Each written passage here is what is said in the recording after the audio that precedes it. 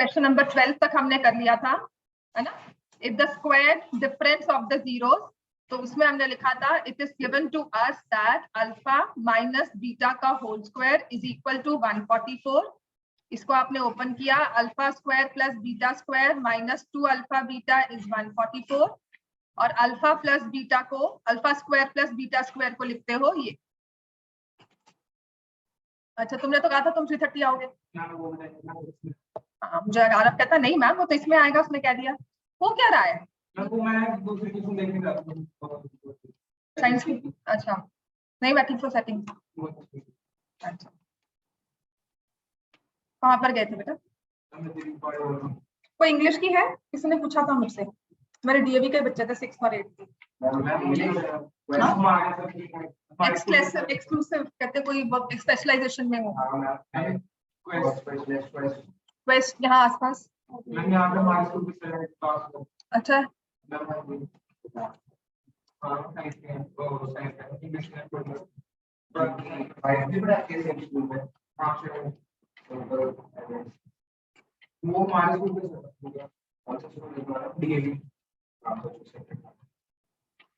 चलो ठीक, समझ में आ गया था ना। Plus minus 18। मैंने आपको क्वेश्चन नंबर 12 करवा दिया। आज जो आपका काम होगा ना, क्वेश्चन 13 ऑनवर्ड्स होंगे, और इसका मैंने कहा था होमवर्क शीट दूंगी, वो आपको मैं पीडीएफ व्हाट्सएप कर दूंगी सबको, और मंडे को उसका प्रिंट आउट मिल जाए, ठीक है। और मंडे को ना नंबर सिस्टम कह दिया, your linear equations, simple equations, कोई स्टेटमेंट प्रॉब्लम नहीं दे रही अभी, और साथ में पॉलिनोमियल्स में ना I said in my previous class also कि जो भी क्वेश्चन सॉल्व कर रही हूँ ना, पहले चीज मैं बोलती हूँ sum of zeros, product of zeros, इसके अलावा मैं कुछ और बोल ही नहीं रही हूँ तीसरी चीज, right. So whenever a question of polynomial is there, आपको देखना है कि कहीं ना कहीं सम एंड प्रोडक्ट उसमें यूज होगा ही होगा, उसके अलावा कुछ नहीं होता। कितना क्लियर हो गया? क्वेश्चन नंबर 13 देखो, क्वेश्चन 12 आपने कल कर लिया था, just see question number 13। It says number of polynomials whose zeros are -2 and 5। ऐसे कितने पॉलिनोमियल्स बना सकते हैं जिनके जीरोस होंगे -2 and 5? बताओ क्या होंगे? इनफाइनाइट क्यों होंगे? क्योंकि हम क्या करते हैं, जब भी हम पॉलिनोमियल बनाते हैं तो हम लिखते हैं x square minus sum plus product, लेकिन इसके साथ हम क्या करते हैं, के लिखते हैं। अगर मैं ये के ना लिखवाती ना, तो आपको ये समझाने में मुझे 10 मिनट लग जाते, क्योंकि मैं कैसे बताती आपने के क्यों लिखा, के is any non zero real number. आपकी टीचर्स कहती है ना के को स्किप कर दो, फिर ये क्वेश्चन समझ नहीं आता। और ये क्वेश्चन पेपर में आता ही है क्योंकि ये एग्जाम्पलर का क्वेश्चन है।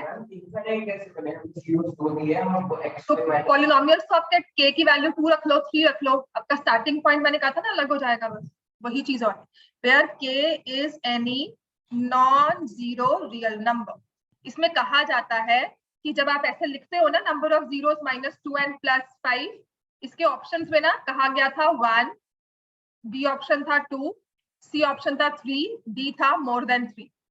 एग्जाम्पलर का क्वेश्चन है, आपका क्या आंसर होगा? More than. समझ में आ गया?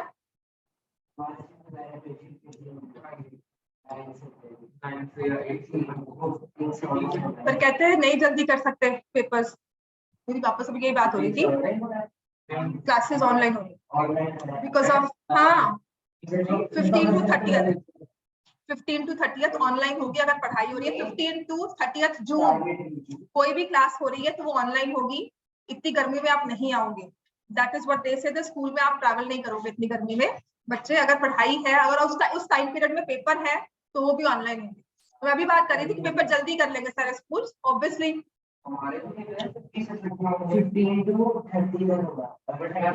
जून 36 हाँ 30 जून बिल्कुल सही बोला है।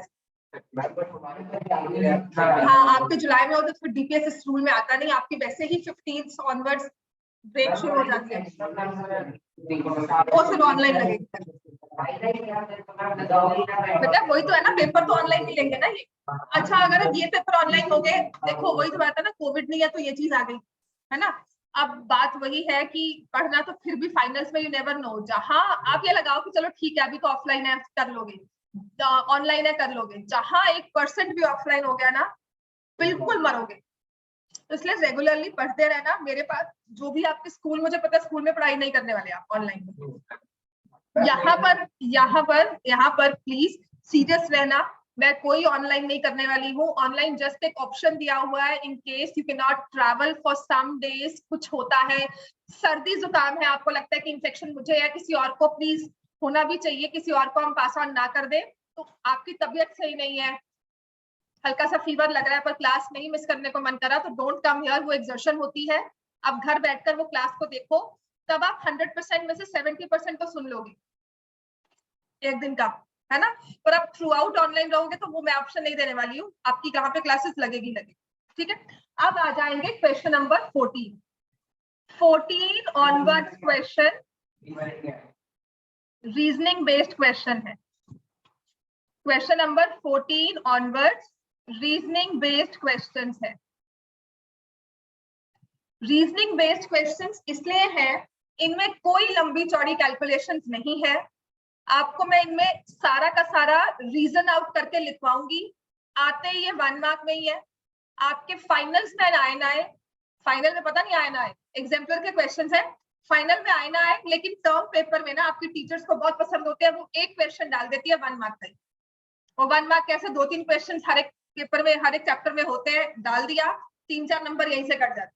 तो इन क्वेश्चंस को आपने लिखना है, इंपॉर्टेंट मार्क करना है, इनके नोट्स बना लेने हैं, और जब भी एग्जाम होगा, पेपर होगा, इन्हें पढ़कर जाना, स्पेशली और स्कूल एग्जाम।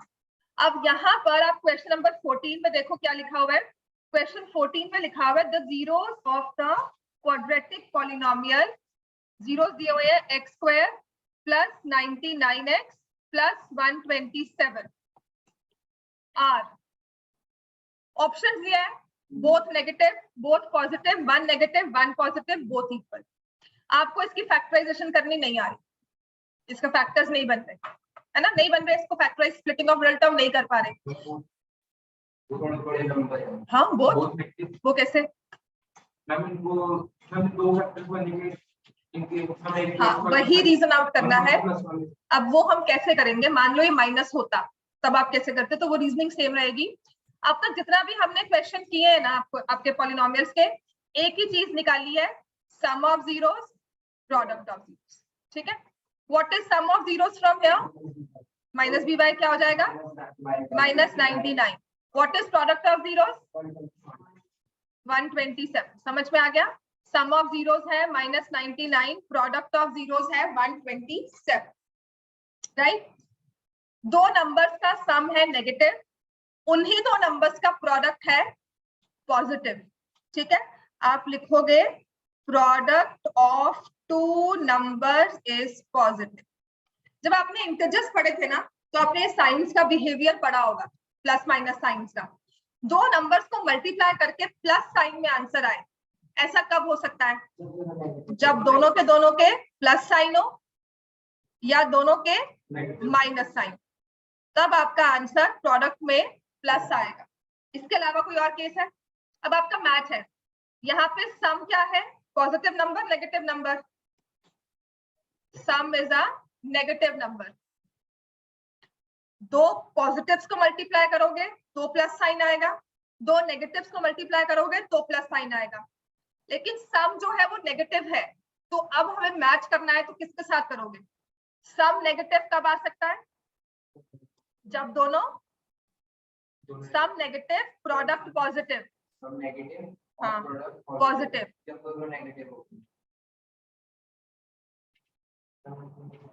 दो नंबर्स का सम किया, वो नेगेटिव नंबर आ रहा है। ठीक है, तुम्हारे पास प्रोडक्ट पॉजिटिव है। इन दोनों के अलावा कुछ और केस बन सकता है? इन दोनों में कौन से वाले नंबर्स में सम नेगेटिव होगा? फर्स्ट वाला कि सेकंड वाला? कौन से वाले नंबर्स में सम नेगेटिव होगा? दो माइनस को प्लस करोगे, जब हम एक प्लस और माइनस को मल्टीप्लाई करते हैं तो हमेशा माइनस का साइन आता है, और लेकिन जब हम लोग प्लस माइनस को ऐड करते हैं तो जो नंबर बड़ा, तो इसमें फिर मैं आपको बता नहीं पाऊंगी। आई कैन नॉट से फॉर श्योर, बट इस केस में can I be very sure about the product? है ना, तो इस केस की बात करेंगे। मैं ये पूछ रहा था कि मल्टीप्लिकेशन में ऐसा नहीं आता जिसका बड़ा साइन होगा? नहीं, मल्टीप्लिकेशन में और डिवाइड में। ठीक है, समझ में आ गया? हमारे पास दो नंबर्स हैं, दोनों का प्रोडक्ट इज पॉजिटिव, इसे लिखो। हाँ करवा रही हूँ, लिखो इसको। Product of two numbers is positive, therefore either both are positive or both are negative. Either both are positive और both are negative. दो नंबर्स का प्रोडक्ट पॉजिटिव है, या तो दोनों ही पॉजिटिव है या दोनों ही नेगेटिव है। समझ में आ गया? इतना क्लियर हो गया? अब इनमें से दो पॉजिटिव नंबर्स को ऐड कर रहे हो, जो सम होगा उसका साइन क्या होगा, प्लस या माइनस? प्लस। दो नेगेटिव नंबर्स को ऐड कर रहे हो तो सम का साइन क्या होगा, माइनस। अब आपको सम का साइन क्या चाहिए, माइनस।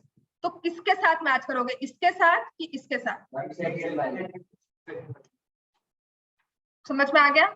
नंबर मुझे नहीं पता, 99 है ना, 33 और 66 कुछ भी हो सकते हैं, मुझे नंबर्स नहीं पता है, I don't know, I can not find those numbers, but मैं सिर्फ रीजन आउट कर रही हूँ। या तुमने कहा कि अगर ये होता है ना सारे पॉजिटिव साइन है, जैसे ये है, तो आप क्या करोगे, ये x+3 x+1 होंगे, तो इसके जीरोस दोनों ही नेगेटिव होंगे। तुमने ये रीजन आउट किया, ये भी बिल्कुल ठीक है, राइट? लेकिन ये रीजन आउट ना आपका जब एक नेगेटिव एक पॉजिटिव होता है ना, तब नहीं वर्कआउट करता, तब उसमें हमें और देखना होता है। That is also very fine, but this is how we reason out it properly, step by step इसका रीजन जो हर एक सिचुएशन में चलेगा, राइट? हम कहेंगे सम is negative number, product is positive. Product positive can come in two cases, either both are positive or both are negative. That is, दोनों plus science को add किया तो सम पॉजिटिव आएगा, दो नेगेटिव साइंस को add किया तो सम का साइन जो होगा वो माइनस में होगा। नंबर्स को तो आप ऐड ही करोगे, -1 + -2 बनता तो 3 है, लेकिन माइनस साइन के साथ। तो आप कह रहे हो कि मेरा सम जो है वो माइनस साइन के साथ होगा, तो इनमें से किसका सम माइनस साइन के साथ है, इस वाले केस का, तो दोनों जीरोस क्या है, negative. So both zeros are negative ए बार।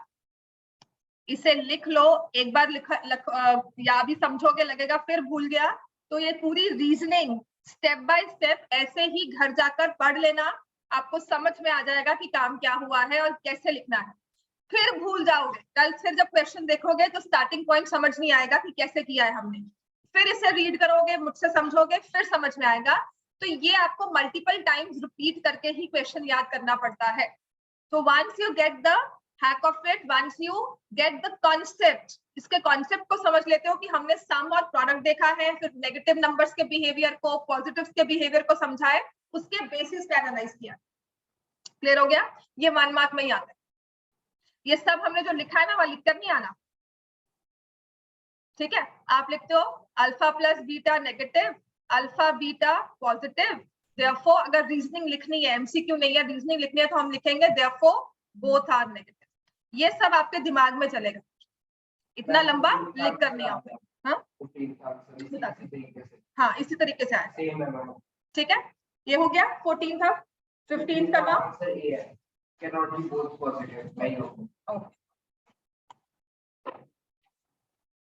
चलो हाँ ऐसे ही करेंगे, ये रीजनिंग वाले ही क्वेश्चंस हैं। मैम ये इस वाले एमसीक्यू में टीचर देना पड़ेगा, बस एबीसीडी कर दे। इसमें मतलब रीजनिंग आपको अपने लिखनी है, अगर बाय चांस ये एमसीक्यू में ना हुआ तो थोड़ा सा डिटेल आपको लिखना होता है। वो भी लैंग्वेज कुछ भी लिखते समझ आ ही जाएगा कि जो ये इसका मतलब the zeros of the polynomial k not equal to 0 हमें बताना है, तो आप कहोगे let alpha and beta be the zeros. Alpha plus beta क्या आ जाएगा, -k। अल्फा बीटा क्या आ जाएगा, k। और वही बात हो गई, sum of two numbers is negative, sum negative, product positive, ठीक है ना? तो यहाँ पर या तो दो माइनस साइन मल्टीप्लाई हुए होंगे तो प्लस साइन आ गया, या दो प्लस साइन मल्टीप्लाई हुए होंगे तो फाइनल में प्लस साइन आ गया, और सम तो मुझे माइनस में ही चाहिए, तो सम माइनस 2 माइनस के साथ आएगा या 2 प्लस के साथ आएगा, 2 माइनस के साथ, तो both the zeros are negative, both zeros are negative in sign, sign में दोनों नेगेटिव हैं। आपके ऑप्शंस कहते हैं can not both be positive, can not both be negative, B part तो फॉल्स ही हो गया, they need to be both negative, are always unequal, how do I know, are always equal, how do I know, that depends on the value, तो A part can not both be positive for sure, दोनों positive नहीं है, can not be both positive, दोनों की दोनों positive नहीं हो सकती। ax square plus bx plus c में x कांस्टेंट लेंगे ना, x कांस्टेंट लेंगे ना, पॉलिनोमियल में x square plus bx plus c नहीं, x वेरिएबल है, a b c are constant, तो इस समझ में आ गया? Yes ma'am.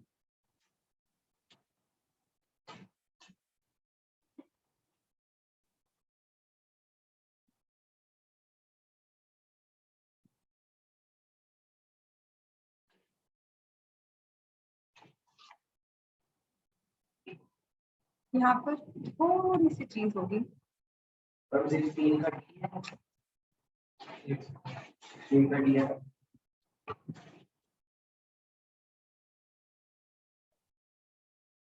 प्रोडक्ट सारे negative question plus minus, product positive,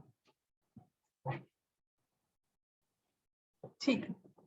चलो 15 को भी मैं आपको और कंफ्यूज नहीं करती इसमें, क्योंकि इसमें k जो है हमें पता नहीं है नेगेटिव है पॉजिटिव है, k नॉट इक्वल टू 0 का है, फिर किसने कहा k पॉजिटिव नंबर है, k नेगेटिव भी हो सकता है। इस वाले क्वेश्चन में और यहाँ क्या फर्क था, यहाँ पे आपको नंबर दिया हुआ कि 127, उसमें पता था कि 127 है तो इट्स पॉजिटिव, यहाँ पर आपने एक केस लिया, एक रीजन आउट किया कि हमारा k जो है वो पॉजिटिव है अगर, है ना, तो ये होगा। अगर मैं कहती हूँ प्रोडक्ट जो है वो नेगेटिव है, तो 1 प्लस 1 माइनस 1 माइनस 1 प्लस, ठीक है, यही बनेगा can not both be positive.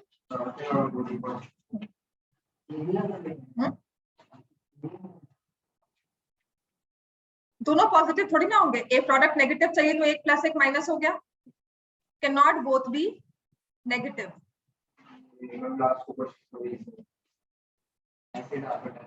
दोनों के केसेस ही आए, ठीक है। चलो ये लिखते हैं। अब नेक्स्ट आते हैं हमारा क्वेश्चन नंबर 16, एमसीक्यू भी होंगे और आपके सम और प्रोडक्ट वाले क्वेश्चन, इस बार पेपर 20 मार्क्स का होगा, इस बार फाइनल, अभी तो हमारा 40 मार्क्स का ही होगा ना, 30 मार्क्स का, वो तो आपका फिर टर्म बेटा बन जाता है ना। आ जाओ, ये है हमारा question number 16, zeros of the polynomial are equal, ax square plus bx plus c, zeros are equal, therefore the zeros are alpha and alpha, sum of zeros क्या होगा,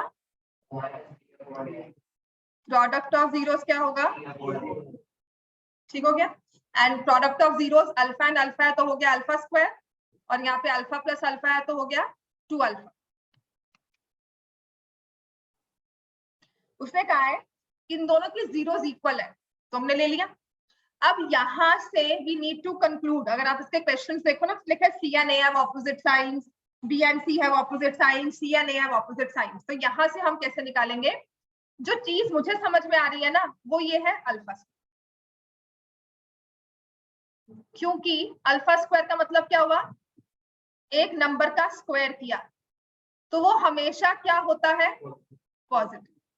आपने चाहे नेगेटिव हो चाहे पॉजिटिव हो, ठीक है, तो लिखो square of any number is positive, इसमें आप रीजन आउट जो अपने दिमाग में करोगे, जो आपने समझने के लिए करना है, square of any number is positive, therefore alpha square is always positive।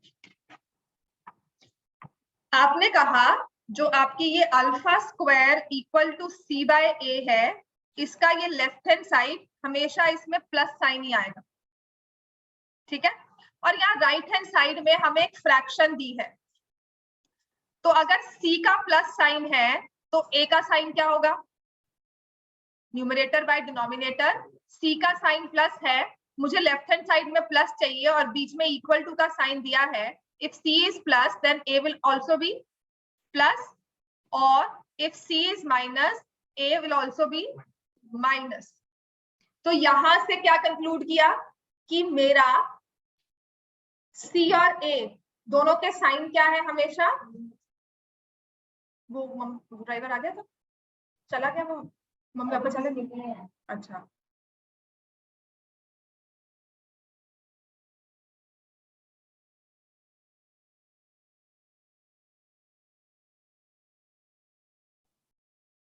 Left hand side is alpha square, ये सी बाय ए है ना. Alpha square, square is always positive. अगर लेफ्ट हैंड साइड पॉजिटिव है therefore it means right hand side is also positive. Right hand side positive के लिए या तो सी भी पॉजिटिव है तो ए भी पॉजिटिव होगा, और अगर सी नेगेटिव है या तो ये प्लस सी बाय प्लस ए होगा या माइनस सी बाय माइनस ए होगा. थर्ड जाएंगे तो प्लस ही आ गया ना फाइनल, है ना. तो सी और ए के साइन हमेशा क्या है, या सेम, या तो हमेशा प्लस है या हमेशा माइनस है. अब चारों ऑप्शंस में आ जाओ. C and a have opposite signs. How can I say c and a have opposite signs? No. C and b have opposite signs. C यहाँ है, बी यहाँ है, हमें नहीं पता. Then C and A have same signs for sure. हाँ, हमें पता नहीं ना, हम उसके बारे में बोल नहीं सकते, लेकिन इन चारों में से कौन सी चीज हम जो बहुत श्योर वे में कह सकते हैं वो है C and A have same signs. तो आप फिर से देखोगे कि मैंने जब भी यूज किया है सम और प्रोडक्ट को ही यूज किया है.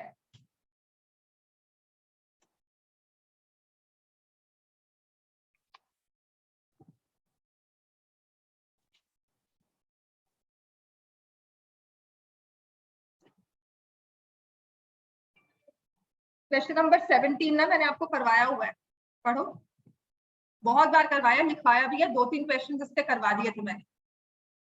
इसको लिख लो, इस पूरे रीजन आउट को, क्योंकि मैं कह रही हूँ ना अभी याद रहेगा, बाद में स्टार्टिंग पॉइंट भूल जाते हो कि कैसे स्टार्ट किया.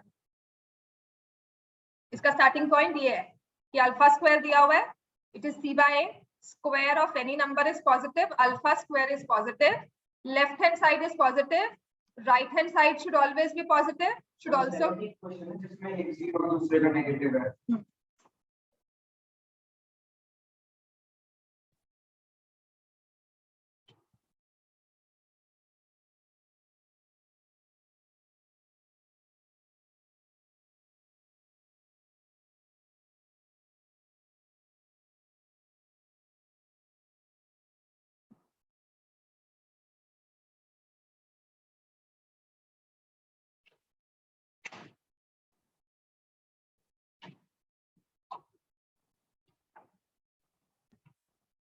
समझ में आ गया बच्चे सबको ये?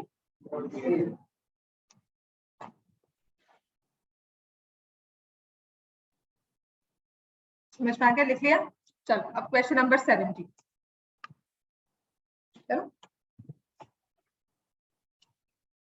अब हमें दिया हुआ है question 7 which says if one zeros of the quadratic polynomial x square plus ax plus b, ये quadratic polynomial है, इसका 1 0 is negative of other, which means अगर एक जीरो अल्फा है तो दूसरा क्या होगा, माइनस.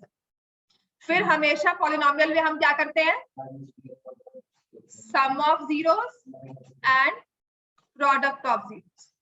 सम ऑफ जीरोस क्या होगा, माइनस ए, तो 0 equal to a, product of zeros minus alpha square is equal to B.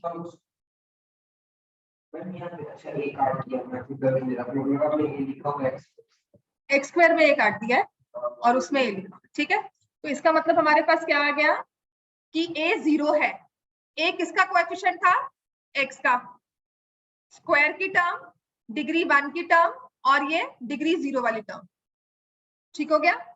तो इस टर्म को हम क्या बोलते हैं, क्योंकि इसकी डिग्री 1 है, this is the linear term. जो हमेशा पावर 1 वाली टर्म होती है ना उसको लीनियर टर्म बोलते हैं. हाँ, लास्ट कांस्टेंट है. तो आप बताओ चारों में से कौन सा होगा, ए 0 है तो लीनियर टर्म क्या हो गई, पूरी कंप्लीट जीरो।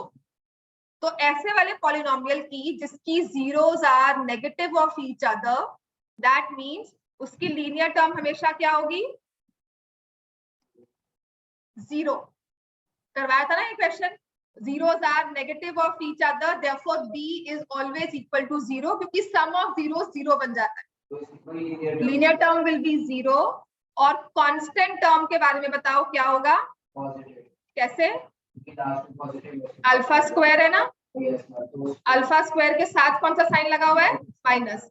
ये स्क्वायर क्या होता है हमेशा, पॉजिटिव, उसके बाहर माइनस साइन कर दिया तो क्या बन गया, हमेशा नेगेटिव। तो कांस्टेंट टर्म हमेशा क्या होगी, नेगेटिव। क्योंकि ना पता क्या बन रहा है, ये इस तरह से बन एक्स स्क्वायर माइनस 4।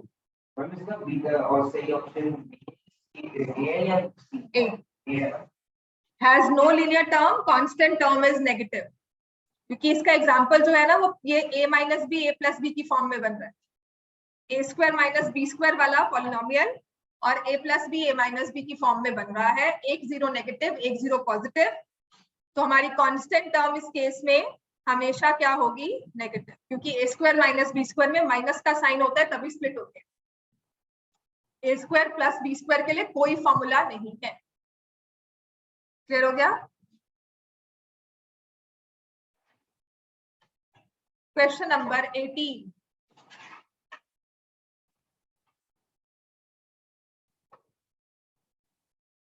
लिख लिया, लिख लिया।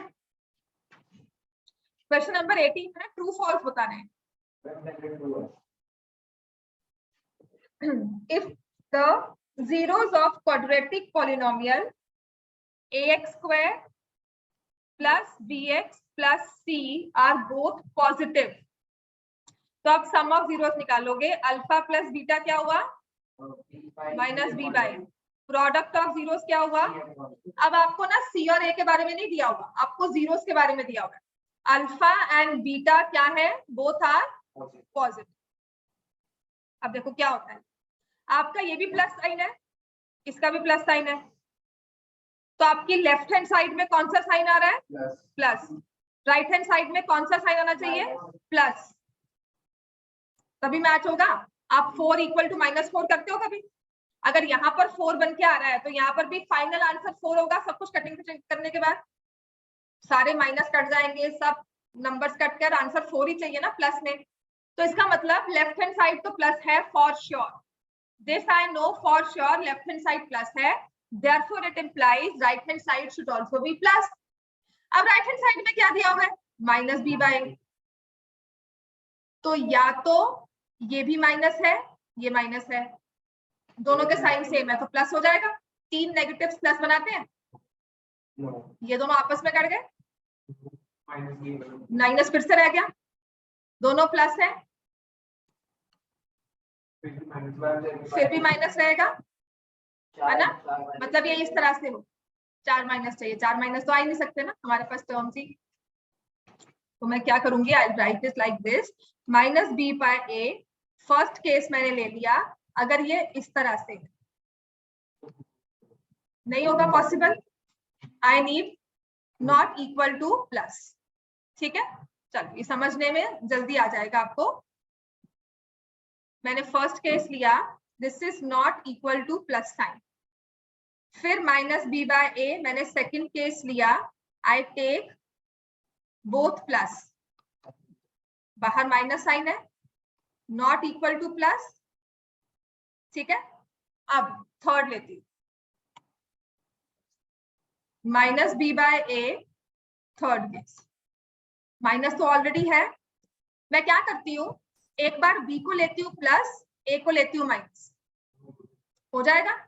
और चलो माइनस लिया, बी को माइनस क्यों लेना है, बी को प्लस क्यों लेना है, बी को लिया माइनस, ए को लिया प्लस, फिर भी कटकर फाइनल आंसर इन दोनों केस में is equal to plus sign. Therefore अगर बी पॉजिटिव है तो ए को नेगेटिव होना पड़ेगा, और अगर बी नेगेटिव है ए को पॉजिटिव होना पड़ेगा।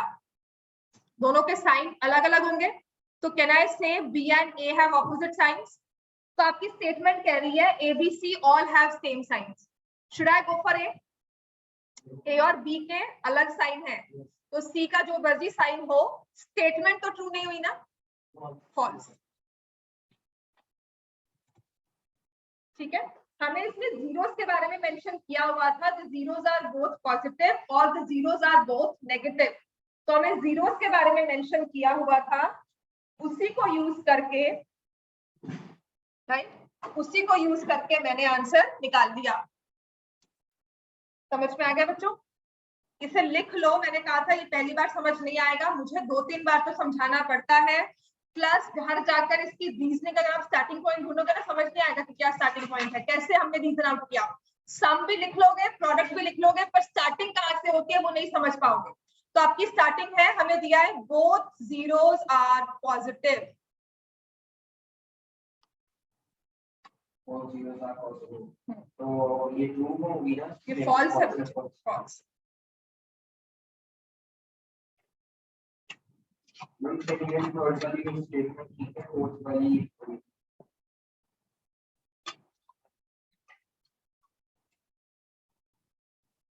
सेकंड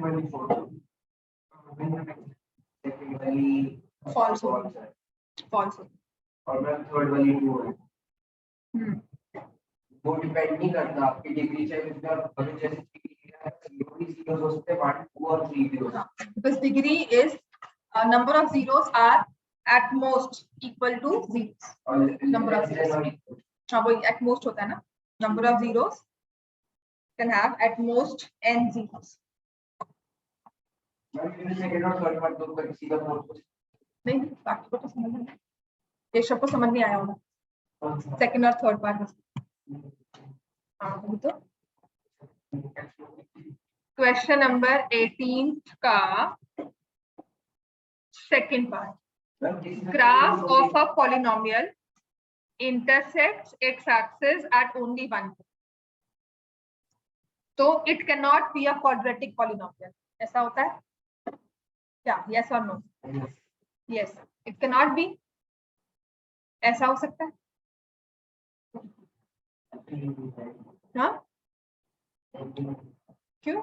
ये तो क्वाड्रेटिक ही है, क्योंकि ये क्या है, parabola, intersects at only one point।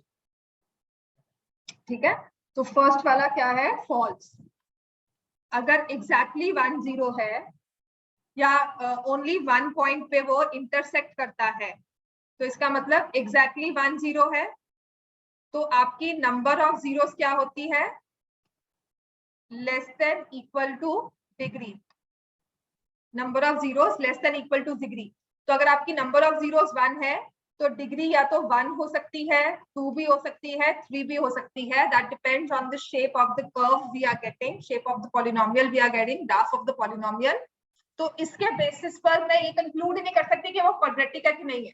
वो लीनियर भी हो सकता है, क्वाड्रेटिक भी हो सकता है, क्यूबिक भी हो सकता है। रिमेंबर एक क्वेश्चन मैंने आपको करवाया था, x - 6 का होल क्यूब फैक्टराइज हुआ था, उसमें तो सिर्फ एक ही जीरो आई थी, देखी थी ना ग्राफ हमने, डिग्री कितनी थी 5, लेकिन जीरो एक ही थी।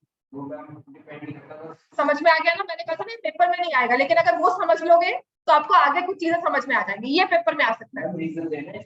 ये रीजन डिपेंड करता है आपका क्वेश्चन किस तरह से आया, ट्रू फॉल्स 1 मार्क में आया तो लिखोगे because the number of zeros, बस ये चीज को लिखो, less than equal two degree, as number of zeros less than equal to degree, hence false।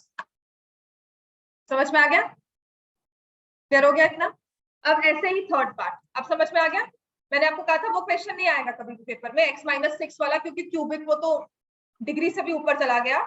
लेकिन अगर वो समझ में आ गया तो आपको बहुत सारे क्वेश्चन समझ में आने शुरू हो जाए। ये कहा था ना मैंने, है ना? उसमें तो डिग्री 5 बन रही थी, x - 6 का होल क्यूब इंटू x² + 4, है ना? डिग्री 5 बन रही थी, आपको मैंने ग्राफ भी बनाकर दिखाया था, और वो सिर्फ एक्स एक्सिस को एक पॉइंट पे कट किया, लेकिन डिग्री तो 5 हुई इसकी, है ना? तो क्या नंबर ऑफ जीरोस पर डिग्री डिपेंड करती है? नहीं, कि नहीं जी एक जीरो है तो एक ही डिग्री होगी, ऐसा नहीं डिपेंड करता। तो कम से कम उतनी डिग्री तो होगी आपको कि x की पावर 0 होगी, वो नहीं है। x की पावर कम से कम 1 तो है, पर 1 से बड़ी भी हो सकती है, तो कितनी बड़ी, that all depends on the coefficients जो हमें दिए हुए। ठीक हो गया? अब है third part.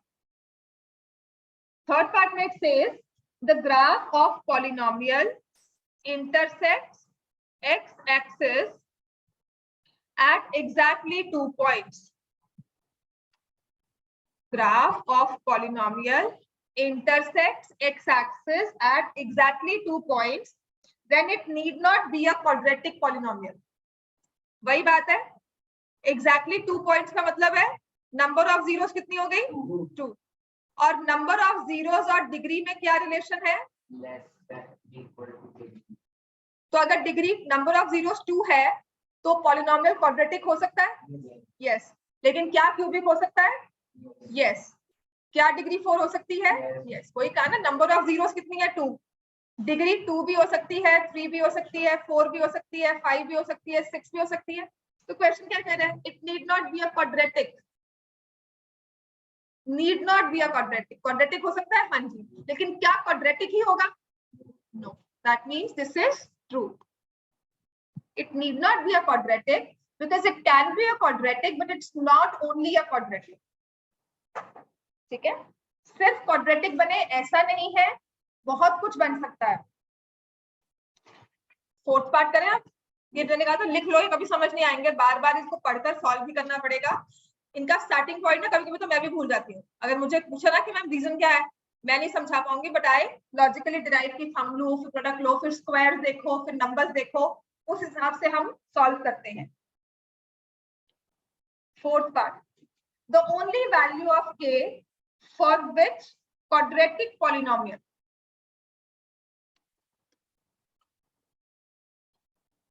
Equal zeros,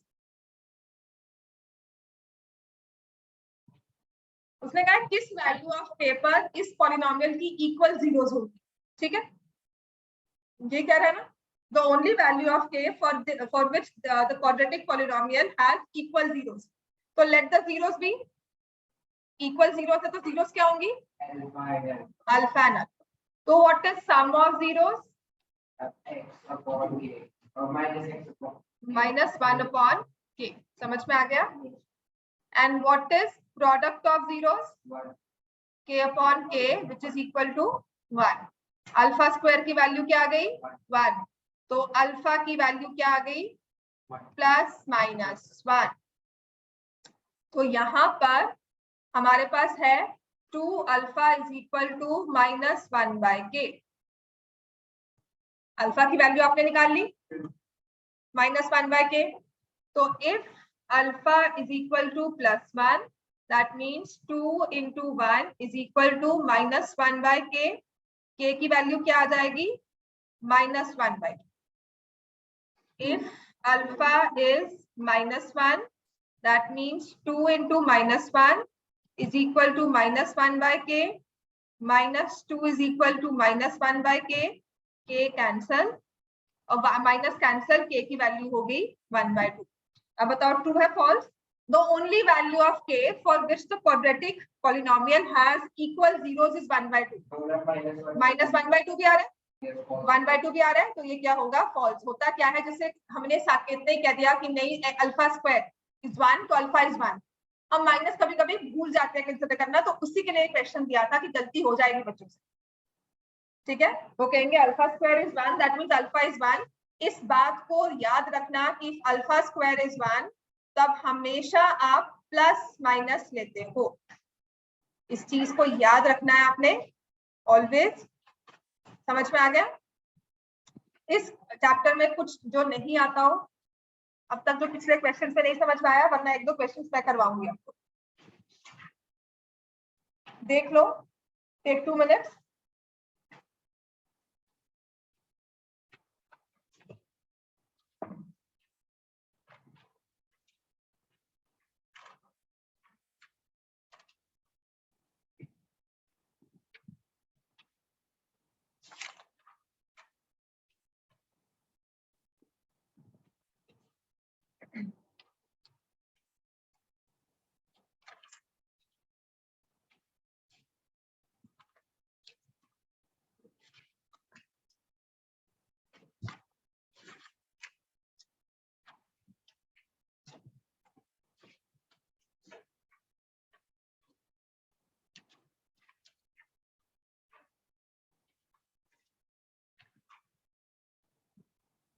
5 minute और लूंगी हिसाब से। दो क्वेश्चन करवा देती हूँ, फिर आपका डायरेक्टली हो जाएगा।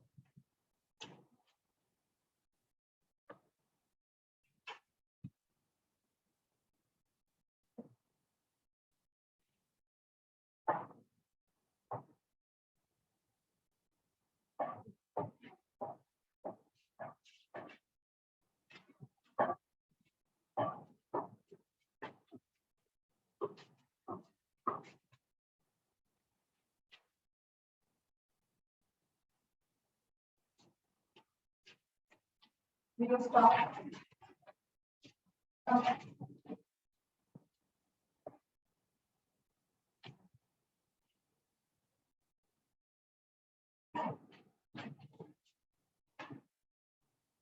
अब इससे बाल बहुत ज्यादा झड़ते हैं। हाँ, शेडिंग होती है पर अभी नहीं, सीजन होता है 2 times a year, तो बहुत प्रॉब्लम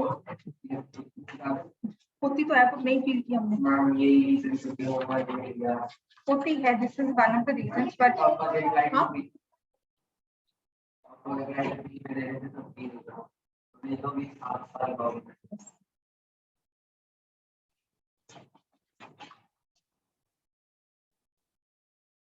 चलो सिर्फ एक क्वेश्चन दूंगी।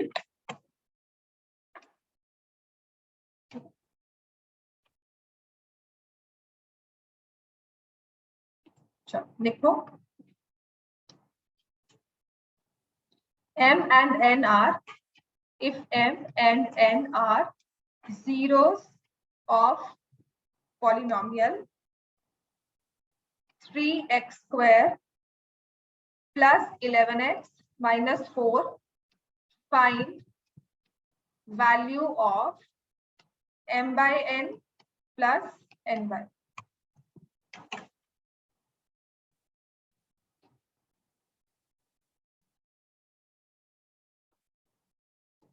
ऐसे लोग